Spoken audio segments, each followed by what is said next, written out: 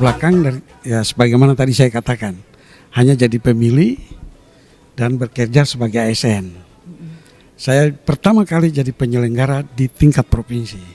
Pelantikan, kita melakukan rapat pleno pimpinan untuk membagi dan kebetulan beririsan dengan pemilihan kepala daerah, komponen bangsa atau komponen yang lain.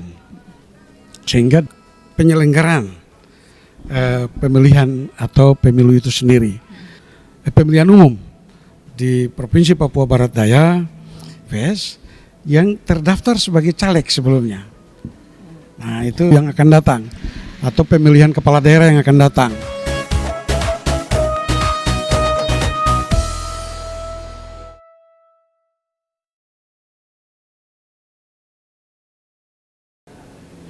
Assalamualaikum warahmatullahi wabarakatuh. Salam sejahtera untuk kita sekalian.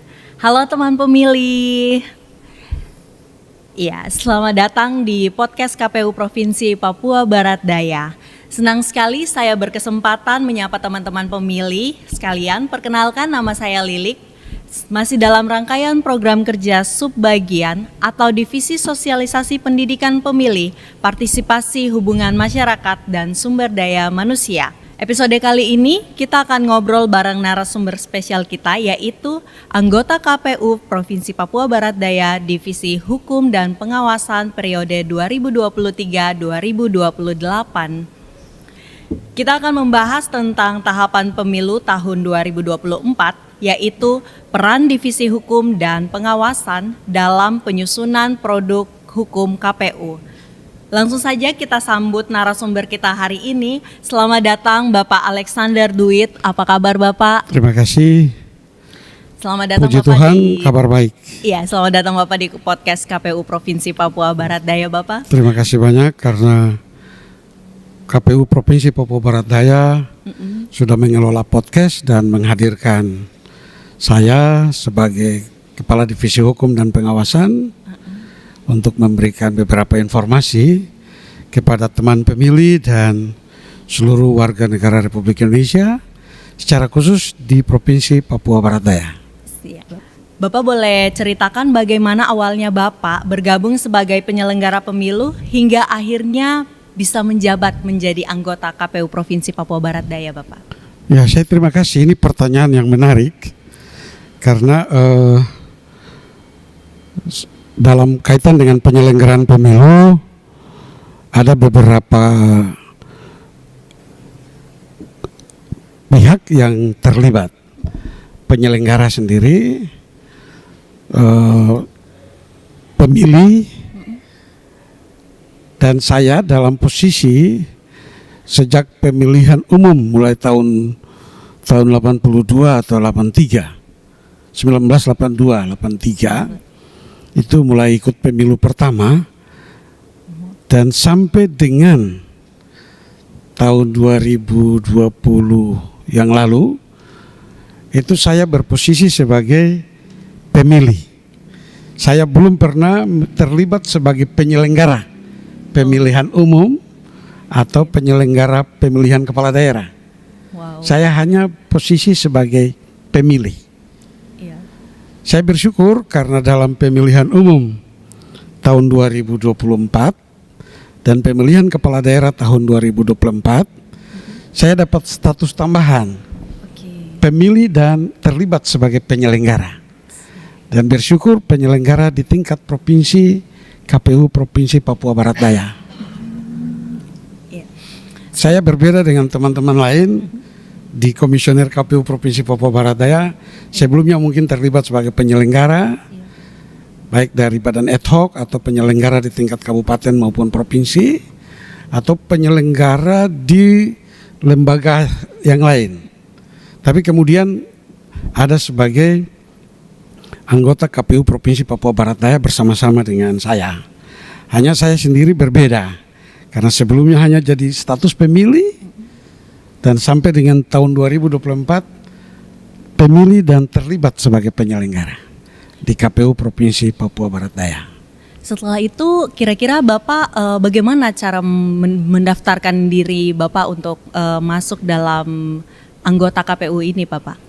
Ya, memang saya bersyukur bahwa pada tahun 2023 itu ada proses penerimaan atau seleksi bagi anggota KPU Provinsi Papua Barat Daya, dan pada saat itu saya masih sebagai bagian dari ASN.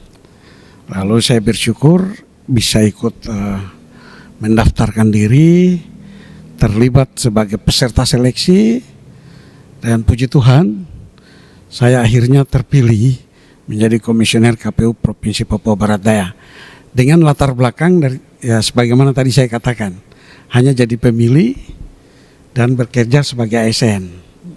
Saya pertama kali jadi penyelenggara di tingkat provinsi. Wow, setelah itu Bapak masuk di Divisi Hukum dan Pengawasannya, Bapak ya. Kira-kira apa sih tugas dan fungsi Divisi Hukum dan Pengawasan ini, Bapak? Ya, sebelumnya saya perlu jelaskan bahwa memang berdasarkan peraturan atau regulasi yang ada, KPU Provinsi Papua Barat Daya terdiri dari 5 komisioner. 5 komisioner ini terbagi pada tiap divisi.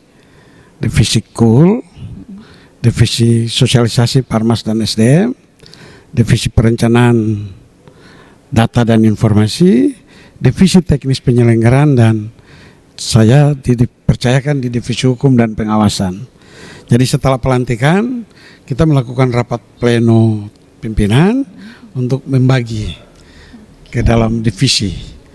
Dan selain divisi, dalam rangka melaksanakan tugas, wewenang dan kewajiban sebagai anggota KPU Provinsi, kita juga terbagi selain sebagai divisi, terbagi dalam menjadi korwil, koordinator wilayah untuk menangani, mengurus, mengkomunikasikan berbagai hal dengan kabupaten kota, Satker KPU yang ada di Provinsi Papua Barat Daya.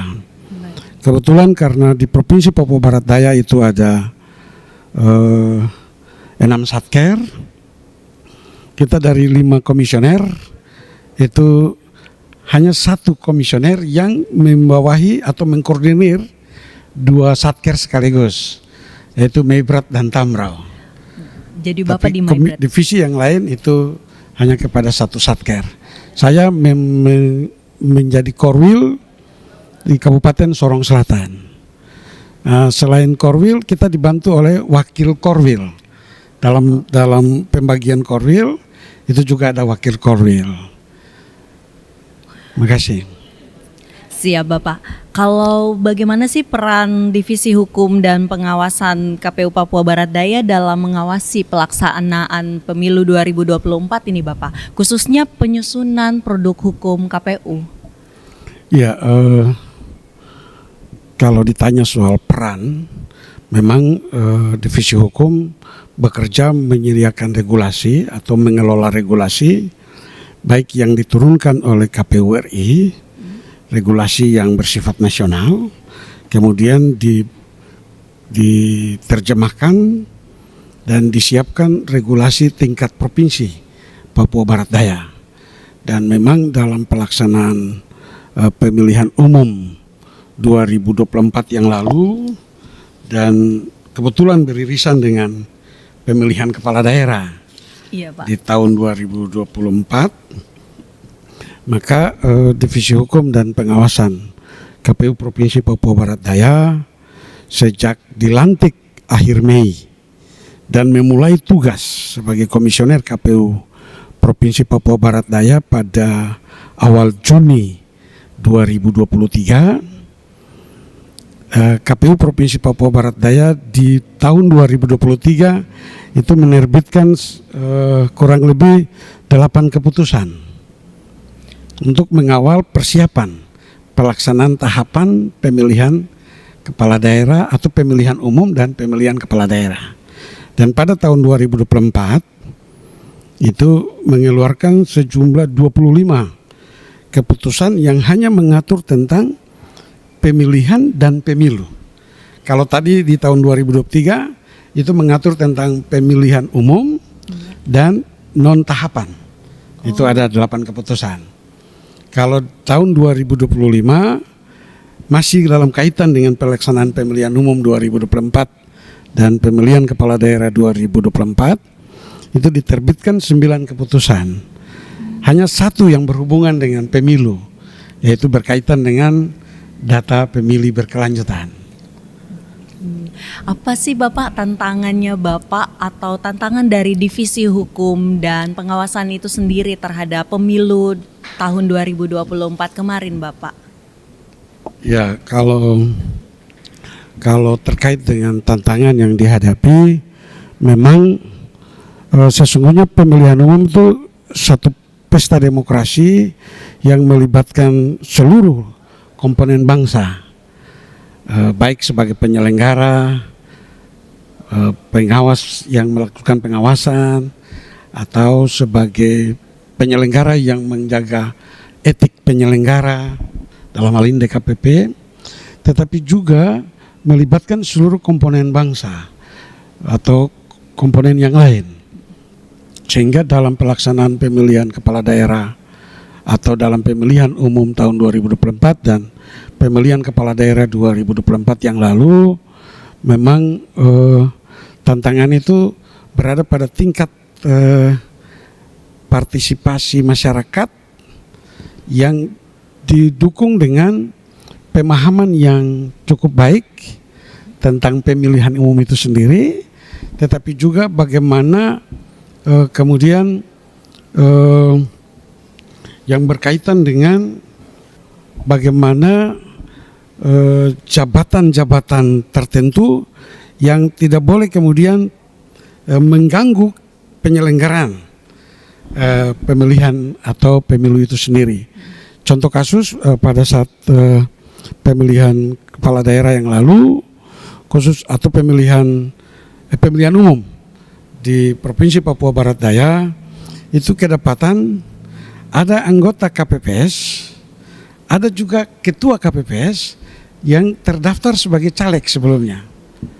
Nah, itu dari sisi sosialisasi tentang bagaimana menempatkan posisi sebagai penyelenggara dan caleg peserta itu harus difahami juga oleh yang terlibat sebagai penyelenggara. Bapak, saya ingin tahu nih Pak, kira-kira adakah sengketa dalam proses pemilu ataupun pilkada kemarin yang berada di tingkat KPU provinsi ini Bapak? Ya, pertama itu sengketa administrasi terkait dengan adanya gugatan dari paslon tertentu dalam pelaksanaan pemilihan kepala daerah terkait dengan keputusan KPU Provinsi Papua Barat Daya. Jadi itu ada sengketa administrasi yang kemudian bisa di KPU ikut hadir dan memberikan keterangan-keterangan yang diperlukan dalam proses peradilan pada Pengadilan Tata Usaha Negara di Manado. Itu ada. Lalu yang terkait dengan sengketa proses itu ada juga pada saat setelah penyelesaian di Peradilan Tata Usaha Negara di Manado dilanjutkan sampai di persidangan di Mahkamah Agung Republik Indonesia. Dan bersyukur karena kemudian KPU ya dinyatakan sudah memberikan keputusan sesuai dengan peraturan perundang-undangan dan tepat. Terima kasih. Baik Bapak, berarti tidak ada sengketa yang memberatkan ke pihak KPU itu sendiri ya Bapak ya? Ya sebenarnya itu sangat memberatkan karena itu sementara dalam tahapan. Oh, iya. Nah, tetapi kemudian atas komunikasi, koordinasi dan ini yang baik dari Komisioner KPU Provinsi Papua Barat Daya, dukungan dari jajaran sekretariat, Pak Sekretaris dan jajaran, lalu kita melakukan kerjasama dengan penasihat hukum yang kemudian ikut membantu, sehingga komunikasi kita dengan penasihat hukum itu baik, didukung dengan data-data yang lengkap. dari jajaran sekretariat ini data pada saat pelaksanaan tahapan itu saya secara pribadi berikan apresiasi karena lengkap semua. Wow, luar biasa Bapak ya. Terima kasih ya. Ya, Bapak, kita baru tahu nih dapat informasi putusan MK nomor 135 tahun 2024 tentang pemisahan pemilu nasional dan pilkada yang dimulai tahun 2029. Bagaimana tanggapan Bapak soal keputusan MK ini, Bapak? Ya, tentunya ini satu keputusan yang berlaku secara nasional, sudah inkrah, dan kemudian proses hukumnya selesai. Tetapi kemudian proses politik dalam rangka membahas keputusan MA ini akan kemudian dikembalikan kepada perwakilan kita yang ada di DPR RI. Semoga ini dibahas, dan kalau memang kemudian ada revisi atau ada penyesuaian terhadap undang-undang pemilu, Undang-Undang nomor 7 tahun 2017, kami percaya sungguh kepada pimpinan KPU RI yang selalu bijak dalam menerjemahkan peraturan-peraturan negara ke dalam peraturan KPU dan keputusan-keputusan KPU yang kemudian didistribusikan kepada KPU Kabupaten Provinsi dan KPU Kabupaten Kota dengan memberikan beberapa aturan-aturan peraturan KPU atau keputusan-keputusan KPU yang akan membantu KPU Provinsi, KPU Kabupaten Kota untuk menerjemahkannya. Jadi pada prinsipnya sebagai penyelenggara di tingkat provinsi, kalaupun terjadi pemisahan sebagaimana yang diwacanakan atau yang sudah mendapat keputusan dari Mahkamah Konstitusi, ya kami pada prinsipnya akan ikut menyesuaikan untuk pelaksanaannya di tingkat provinsi dan kabupaten kota di Papua Barat Daya. Baik Bapak, kira-kira bagaimana sih Pak kesiapan KPU Provinsi Papua Barat Daya untuk menghadapi pemilu di tahun 2029 ini Bapak? Karena kan pemisahan itu sudah terjadi yang akan dilakukan di tahun 2029 dan 2031 nanti Bapak. Kira-kira gimana Pak persiapannya? Ya, saya melihat dalam mengelola aktivitas Komisi Pemilihan Umum secara berjenjang dari nasional sampai ke tingkat kabupaten kota, KPU cukup bijak, KPU Republik Indonesia cukup bijak dalam kemudian menginventarisir aktivitas tiap divisi. Nah, katakanlah saat ini untuk mempersiapkan pemilihan umum 2029 atau pemilu yang akan datang atau pemilihan kepala daerah yang akan datang, KPU RI melalui tiap divisi sekali lagi telah melakukan kegiatan-kegiatan yang sangat bijak, konstruktif. Contoh soal di tingkat KPU Provinsi, arahan dari divisi Sosdikli Parmas, kegiatan sosialisasi untuk mengajak partisipasi masyarakat, untuk menyampaikan informasi-informasi kepada masyarakat, itu tetap dilaksanakan. Atau divisi yang terkait dengan data pemilih, divisi Rendatin, ini tetap melakukan pemutakhiran data pemilih berkelanjutan. Kenapa? Karena pemilih ini penting. Mereka yang nanti menggunakan hak politiknya. Dan karena itu dilakukan. Lalu divisi teknis, itu ada kajian teknis terkait dengan pelaksanaan pemilihan umum dan pemilihan kepala daerah yang lalu. Ini bahan referensi yang dipersiapkan dari kabupaten kota, provinsi, dan tentunya nanti ke KPU RI untuk dibahas dalam rangka bagaimana mempersiapkan pelaksanaan pemilihan umum atau pemilihan kepala daerah yang akan datang. Nah, khusus divisi hukum, kita sedang fokus diarahkan oleh divisi hukum saat ini misalnya terkait dengan peningkatan kapasitas sumber daya manusia di bidang hukum dan pengawasan yang ada di KPU Provinsi, dan diharapkan ini juga bisa dilaksanakan untuk KPU Kabupaten Kota. Baik Bapak, cukup jelas sekali pemaparan dari Bapak. Saya merasa baru terisi nih Bapak ilmu-ilmu baru yang disampaikan sama Bapak dari Divisi Hukum dan Pengawasan. Nah Bapak, saya ingin tanya, kira-kira apa sih harapan Bapak terhadap perkembangan pemilu, terkhususnya pemilu di KPU Provinsi Papua Barat Daya ini Bapak? Mungkin kepada teman pemilih dan seluruh warga negara Indonesia, dan khusus untuk teman pemilih di Provinsi Papua Barat Daya, kalau saya tidak salah ini ada bagian yang belum saya jelaskan. Iya Bapak. Ini terkait dengan tugas fungsi dari Divisi Hukum ya. Siap. Sebelum kemudian tadi ada pertanyaan terakhir ya. Baik Apa Bapak. tadi pertanyaannya? Pertanyaannya harapan Bapak terhadap perkembangan demokrasi khususnya di Provinsi Papua Barat Daya yang akan datang. Ya, sebelum saya menjawab itu mungkin saya perlu jelaskan dulu supaya teman pemilih dan warga masyarakat bisa mengetahui tugas dari Divisi Hukum dan Pengawasan ya. Baik. Dalam kaitan dengan penyelenggaraan pemilihan umum dan pemilihan kepala daerah, ya sebagaimana tadi saya sudah jelaskan bahwa KPU menyediakan peraturan-peraturan dan keputusan-keputusan yang dipedomani oleh KPU Provinsi dan KPU Kabupaten Kota. Dalam kaitan dengan penyelenggaraan tugas dan wewenang KPU Provinsi dan di wilayah yang membawahi wilayah kabupaten dan kota, tentunya KPU Provinsi juga menyusun rancangan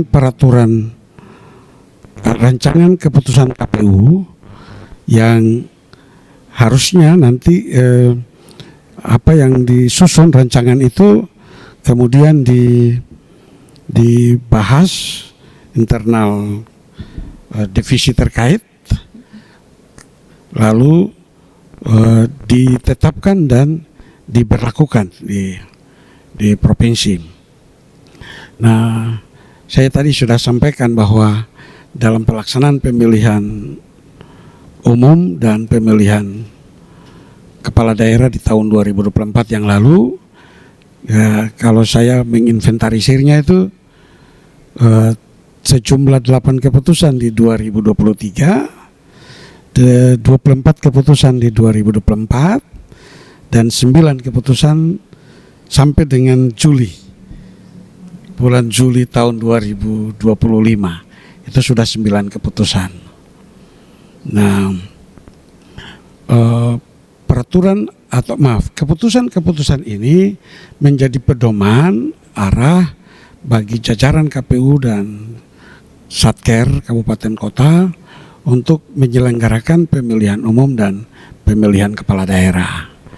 Keputusan ini juga bisa didistribusikan kepada peserta, karena peserta lah yang ikut andil dalam pelaksanaan pemilihan umum maupun pemilihan kepala daerah. Lalu juga dalam lingkup tertentu oleh teman dari divisi sosialisasi, Parmas dan SDM, itu bisa disosialisasikan kepada stakeholder lain di dunia, yang terutama sasarannya tuh ke pemilih-pemilih pemula. Ini biasanya ada di kampus-kampus, di sekolah-sekolah, itu biasanya dilakukan sosialisasi. Nah, itu yang pertama ya, terkait dengan tugas Divisi Hukum dan Pengawasan. Yang kedua itu membuat telahan hukum dan memberikan advokasi hukum. Itu tugas yang penting yang melekat langsung pada Divisi Hukum dan Pengawasan. Nah, terkait dengan telahan hukum dalam pemilihan kepala daerah atau dalam pemilihan umum dan pemilihan kepala daerah yang lalu, KPU Provinsi Papua Barat Daya membuat telahan hukum terkait dengan adanya temuan yang disampaikan oleh Bawaslu Provinsi Papua Barat Daya. Itu kita membuat telahan hukum untuk disampaikan.